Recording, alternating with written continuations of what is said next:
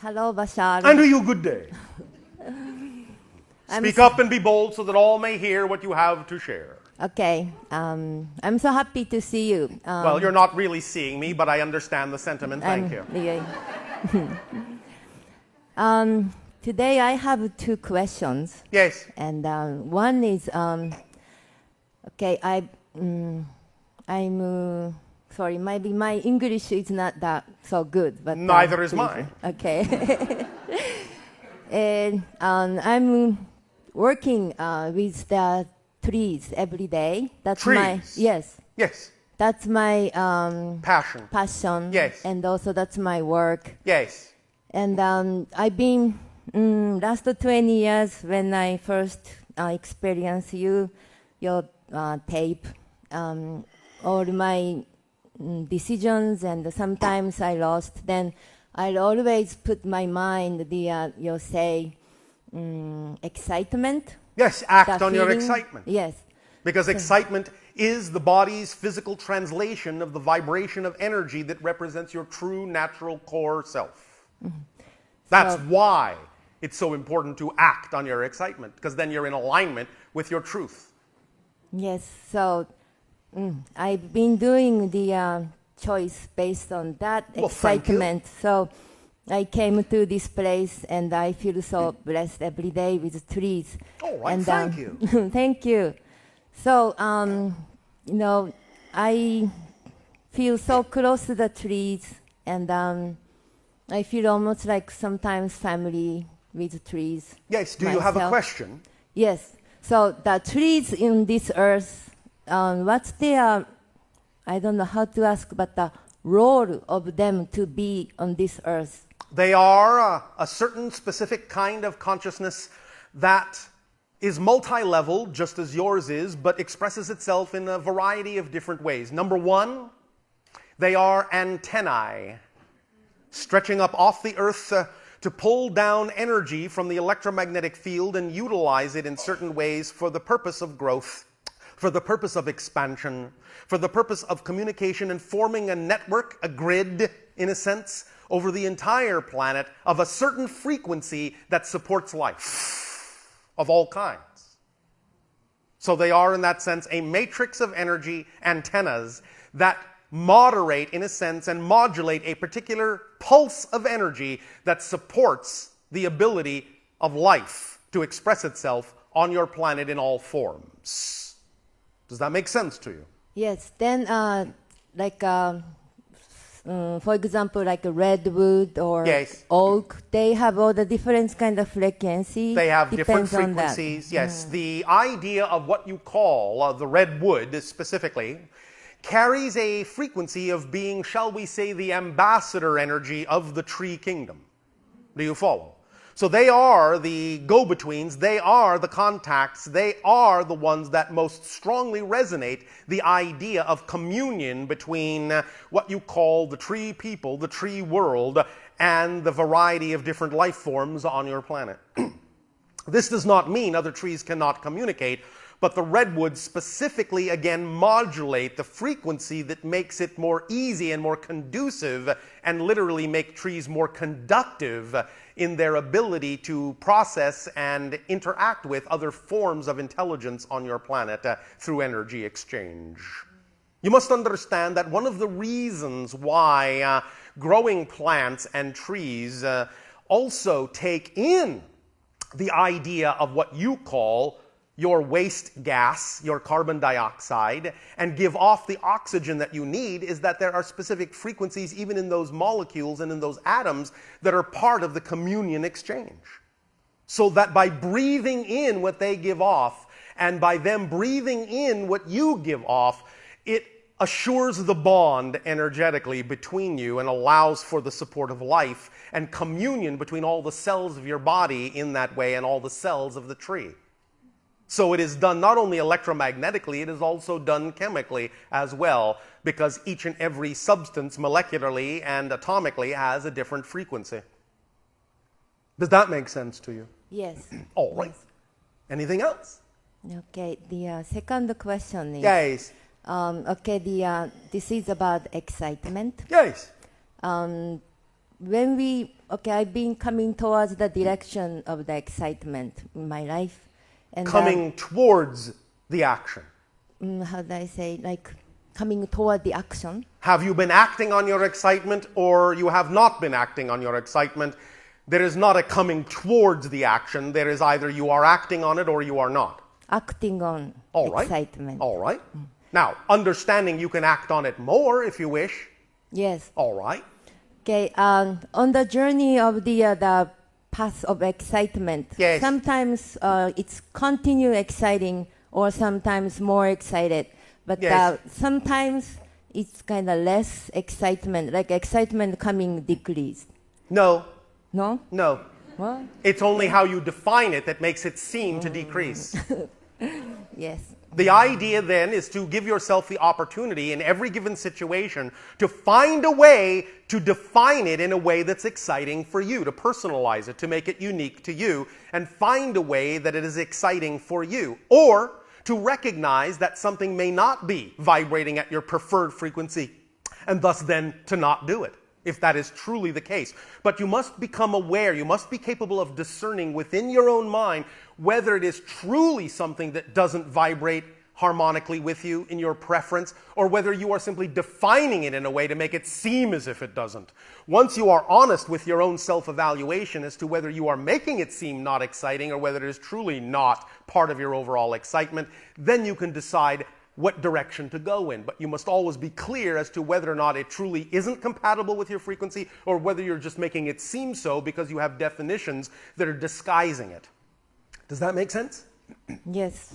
Does that help? Between those differences, it's kind of sometimes not that clear. That's because of other beliefs that make it seem not that clear. So the idea is to always understand that this process is going on, and when you have any degree of difficulty defining something as to whether it is harmonic with your preference or not, then if it is difficult to do so, there is another belief within you that is making the experience difficult. Find out what that belief is. Find out what that definition is that would make the ability to determine what excites you and what not seem difficult. Because by itself, it is not difficult. You will always be capable of recognizing what excites you and what doesn't if you are clear that there are no other beliefs clouding the issue. But you may have other conditions, other definitions that have been fed to you and are unconsciously within you that are making your ability to recognize the difference seem difficult. So find out what those beliefs are and clear them out first by asking yourself the question, what would I have to believe is true in order to have difficulty in deciding what excites me? You understand? And by asking those kinds of questions, you will begin a process of discovering what definitions may make it seem difficult to decide what excites you. Excuse me, can you say it again? Yes. Allow yourself the opportunity to find out what beliefs would make it difficult to know what does and does not excite you. Ask yourself the question, what would I have to believe is true in order to have difficulty telling the difference between what does and doesn't excite me? Remember, sometimes encountering something that you are not actually helps you more clearly define what you are. So you can use even the negative in a positive way. Do you follow? Does that help you? Yes, it does. Well, thank you. Say Thank hello you. to your tree people. Thank you, Bashar. Yes. Hi, Bashar. And to you, good day. Now, before you continue, all of you recognize synchronicity in action wherever it is, and the idea that there are no accidents. We are talking here about slipstreams and accelerations, and it is no accident that you are aware of the fact that very nearby to your location, a train is constantly accelerating. So take that as a reflection of the entire orchestration of the energy going on in this exchange today. And pay attention to what's going on in the reflections around you. The signs are always there. You just need to know how to open up to see them and let them in. Do proceed. Good day. I'm very happy to meet you today. Oh, all right. Thank you. We are very ecstatic to meet you as well. Very excited. I have 2 wonderful sons. Oh, all right. One Congratulations. Aryan, thank you. One Aryan is very sweet person. Yes. He loves others very much. Yes. But his grade is not so good. His The other what? Grade. And Grade. Score. Yeah, grade. Grade. Yes, we Yeah. understand. We know. We're And- making a point by pretending to not understand something. And the other son, Arjan, Yes. he loves himself so much. Yes. He doesn't care others so much. Yes. But his score is very good. All right. And- So you are seeing a great deal of polarity in action here. And both of them Yes. like to become a medical doctor. All Will right. you please give them good advice for me to? All right. Well, what we can first suggest is that what's happening on your planet is that in the near future, you will begin to realize that your schools will change drastically in terms of how you teach what you teach. Now, understand that won't happen without you actually making the changes. But we sense within you the potential to understand that where your educational systems are going and where the new systems are headed that will replace the old ones is to allow each child to reveal to you what really excites them so that you can, in whatever it is they need to learn, adapt the lesson to their interests instead of adapting their interests to the lesson. Thus then they will learn how it is they can themselves uniquely apply this information and will always be excited to understand how to apply this information, be it whatever subject you believe is necessary for their facilitation in physical reality, by exciting them and applying the lesson in their vocabulary, in their terminology, in their methodologies. They will be hungry to learn. At the same time, when they understand that the best way, the most effective way, the most magnetically attractive way to allow everything that you desire and prefer to come to you is to serve all others, then you will know that only through the idea of supporting the total whole will you as an individual also be supported by the whole you are supporting. And when you teach these 2 things to these 2 children, their energies will balance out. Do you follow? Yeah. Yes, no, maybe. Yes. Does this help you then? Yes. All right. Share these ideas with them and see how and if they decide to absorb this information. Okay. All right. Thank you very much. Thank you. Hello. And to you, good day. Let's see. Closer? Okay. I have to hold the mic closer. I think my question is... Speak up, speak up. Okay. Everyone wants to share what you have to say. All the way to the back of the room. Don't leave anyone in the group out, or the whole group can't support you as an individual. My question is I tend to be able... You what? I tend... You what? There are no tendencies. There are only learned choices. So when you say, I tend to do this and I tend to do that, what you're actually saying is, I choose to do this and I choose to do that. And thus then the question becomes, why?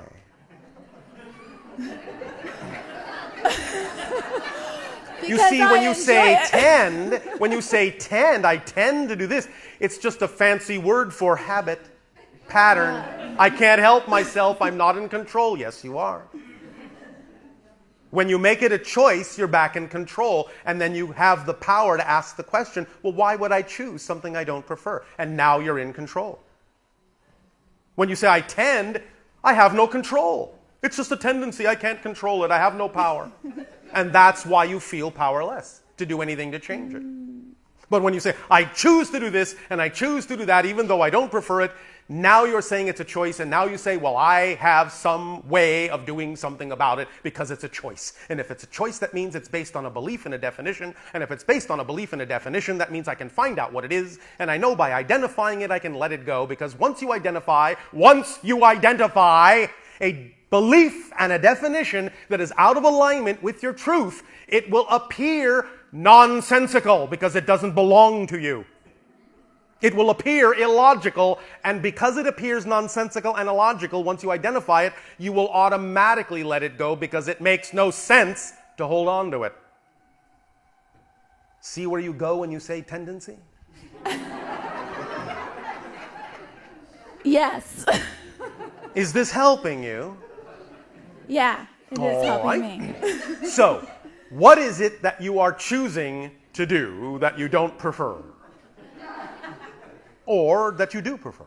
To think that I'm crazy of what I see. Such as, for example? Such as, for example, just being able to see out of this reality into another reality. Well, we do that all the time. Are you calling our entire planet crazy? No. And if you are, that's all right, because actually we enjoy being crazy that way. But all it is a certain type of crazy, and you can decide whether you prefer to be that type of crazy or not. Remember, people on your planet that are called crazy, it doesn't mean that what they're seeing isn't just as real as what you're seeing. It simply means they're not agreeing with the mass consensus reality, that's all. Do you understand?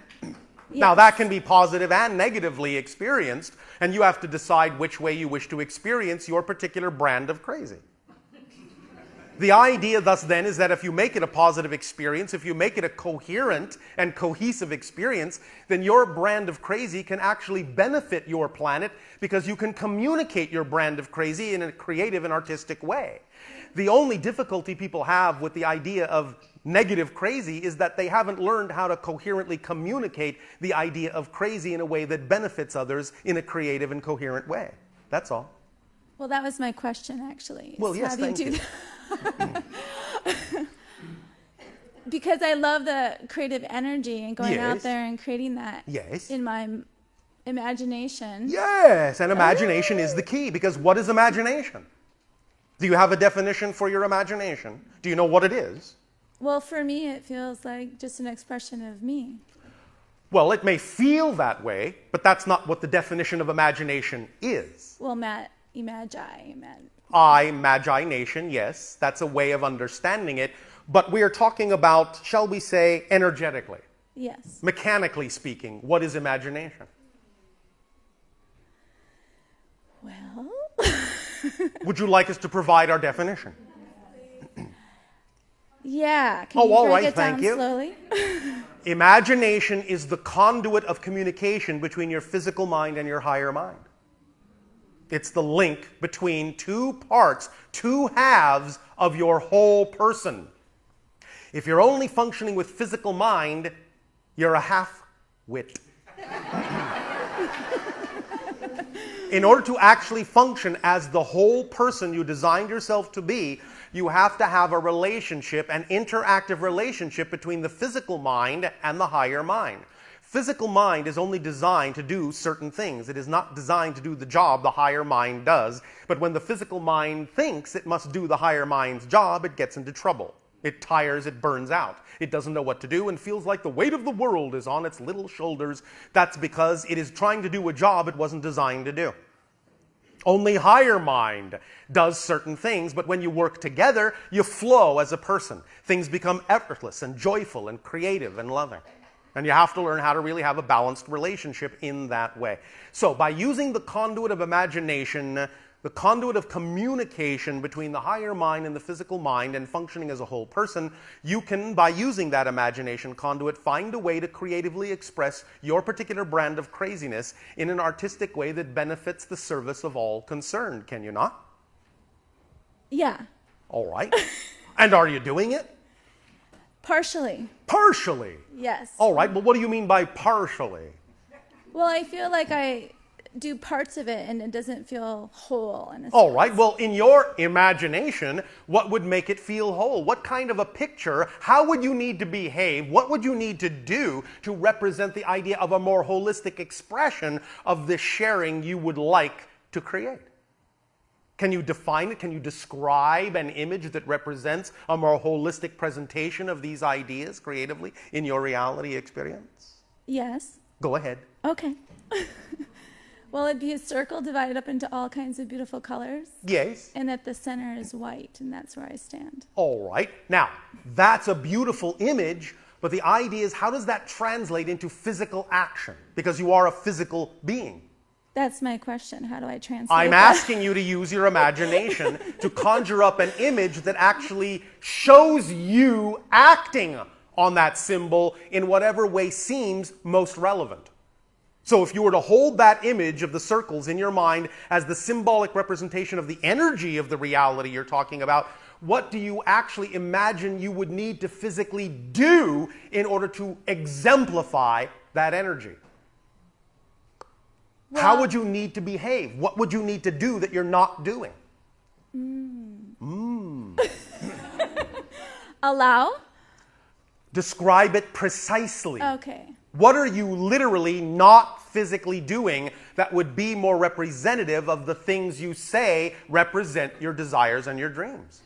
How would you actually need to do something? What would you do that you're not doing?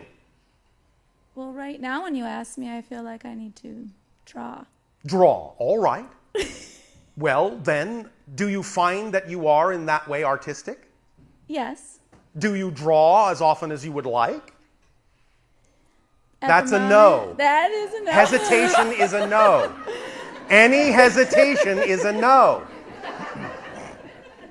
Otherwise, if you were completely aligned with your excitement when we ask a question like that, you would unhesitatingly say yes. Any hesitation is a no. Even if it's, yes, that's a no.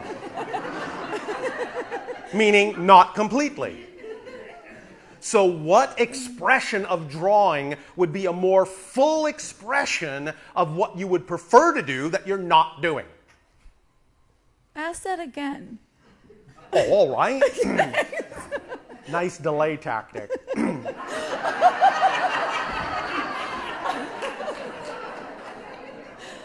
You chose the idea of drawing as one way to express the thing you say excites you that you're not doing as fully as you would like to do. So, we then in turn asked you, what description, what fuller representation of drawing could you be doing that you're not doing to more fully express that excitement in that particular way? I still feel confused by your question. What would you like to draw that you're not drawing? Well, a lot of things. Name one. Okay. A map. A map of what? Internal landscapes. Internal landscapes. All right. Do you draw maps of internal landscapes? Or yes. Is this something you would like to do? No, I do that. You do that? Yeah. Do you do it as much as you would like in the way that you would like and where you would prefer to do it? No. Thank you. Why not? Well, I can come up with all kinds of excuses. Yes.